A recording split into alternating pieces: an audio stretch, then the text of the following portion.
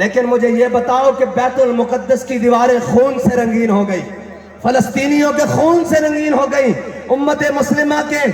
بیٹوں کے خون سے رنگین ہو گئی، مائیں اپنے بیٹے تیار کر کے جہاد کے لیے بھیجتی رہیں، اور تمہارے جسم پر جناب وہ جو بھی نہ رہے گی، اور تمہارے کان پر بھی جو نہ رہیں گی، اور تم بیٹھے ہوئے اپنے مست، اور تمہیں کیا یہ یقین ہے کہ تم قیامت تک کی صبح کے لیے جیو گے؟ مر ایک دن جانا ہے، اور یہ یاد رکھنا،